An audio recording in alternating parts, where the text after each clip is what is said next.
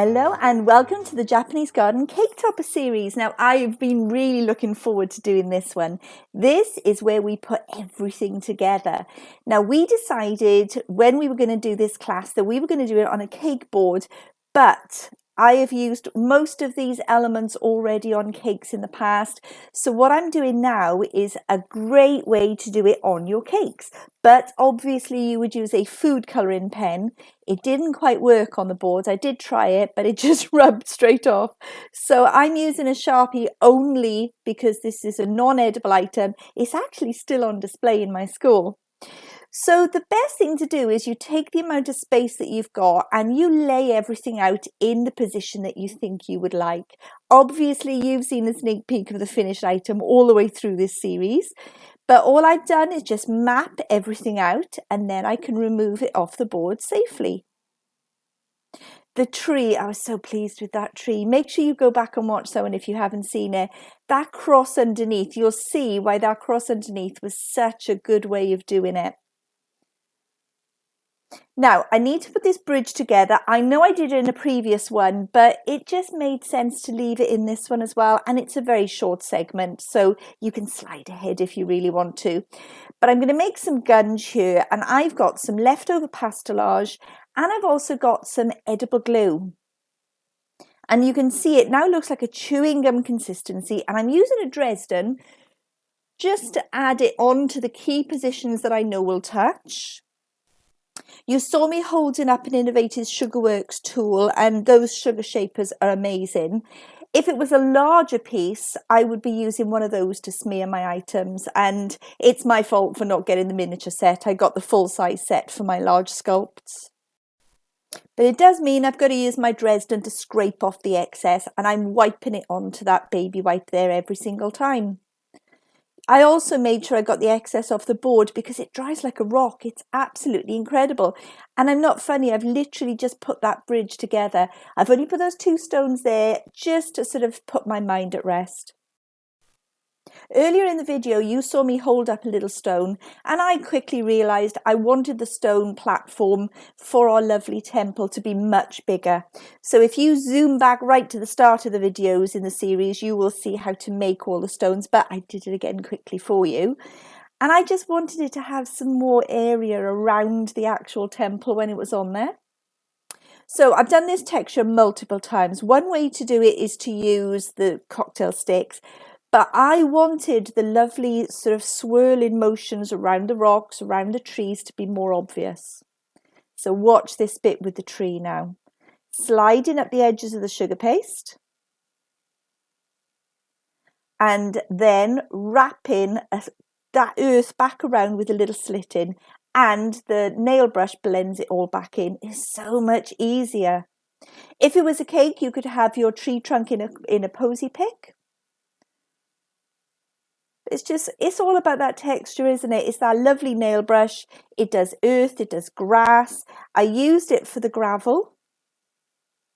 And there's that lovely wall that we made.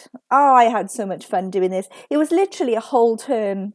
And we just made so many nice things. And as we were going along, we were adding in elements that we liked. And it's just so much fun. Now, if you were doing this as a cake, you could obviously ice the whole cake.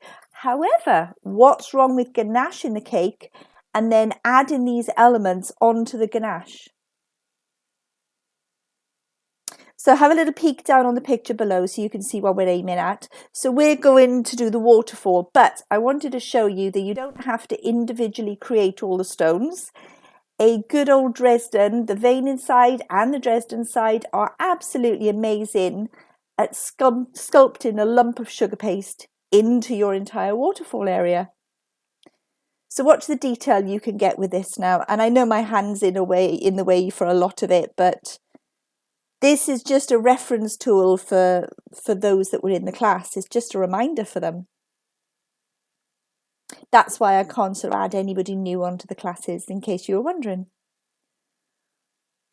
Look at that. How great is that tool? And indeed, there are an awful lot of both sculptors and cake artists that say this is the most important tool in the kit.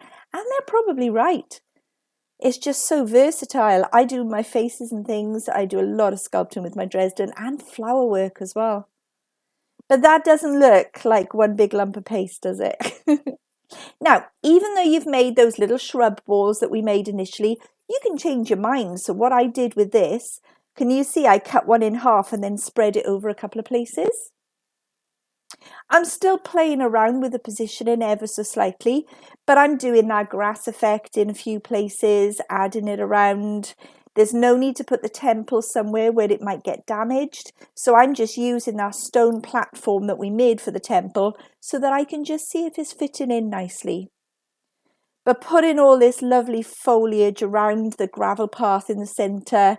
Now it should have a neatly clipped border, but I've got to admit, I adore the way grass grows over rock and earth and leaves this lovely natural edge. So I do always tend to put that in my work. Look how instant this is as a technique. Now, the nail brush is a plastic one because it is a lot easier to wash and to keep clean. The wooden ones will rot. So I just keep the nail brushes going for a very long time because they get washed every single time they're used with the dishes because it's never been used for anything other than this. I'm adding a little raised platform for one side of the bridge because I just wanted to create some drama.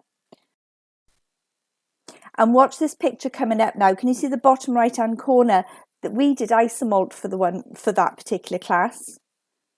It was so much fun, and airbrushing the backdrop as well. Now I'm tucking in this grey underneath the grass that I've already done. This is going to be the riverbed, so you can paint on it, you can dust it, glaze it first before you put any covering over. So you could use piping gel. There's recipes out there for homemade piping gel, or you can buy the shop bought. At a push, you can even use just edible glue. Just make up some fresh edible glue using CMC. And I tend to use cool boiled kettle water, or even the really lovely smelling rose water or orange waters that you can get from the supermarket. But I'm just adding the texture into the base of the sort of pond area, the stream. Watch how textured you can go with a nail brush. So the thicker your paste, the thicker the texture. And it just blends in so seamlessly. One quick press and rip away excess as well. So if you don't want all of it, unless it's the board edge, rip the other bits away because you'll actually get a much, much nicer finish. We made so many little plants over the term as well. So this is almost like a cordyline kind of plant. But the water lilies, oh, I loved making the water lilies. Every object in the garden, can you see it's got the movement around it? Every rock, the base of the tree, and obviously the 2 bridge posts as well going into the garden. So even the biggest sugar shapers, they're so flexible on the tip when you buy the grey one, and always, always buy the branded item. Now that area at the top that I just pointed to just looked really plain. We'll be adding more bits to it later, but first of all, let's put the moss. Now every single year when there's garden shows on TV, I am absolutely right there in front of my TV watching the beautiful Japanese gardens with all the moss in there. I'm testing the position for the water lilies at the moment, but the moss is just 2 colours of the green that I held up to the camera, rolled into balls and textured with a nail brush, and it's so effective. Look at that. And you've got to try not to hide all of the work that you did. Those little stones that we made earlier as well, I can now push them into the soft sugar paste. Can you see they look like they're growing out, the grass is growing over them? Doesn't that look better with those extra rocks there? Although there's one I don't like and I keep moving him and changing him. And I think it's just a rock that I made that doesn't really fit the rest of the garden, but I find a great spot for it. Look, it just works there against the shrub. Didn't work against the rock, did work with the shrub. So cool, but I can't wait till next time. We've got so much to do. Have a look at this list of all of the things that we've got to do next time. The colouring, we're going to be dusting, we're going to be adding the water, greenery to the wall and making koi carp. So see you for the final one. I absolutely can't wait. Happy caking!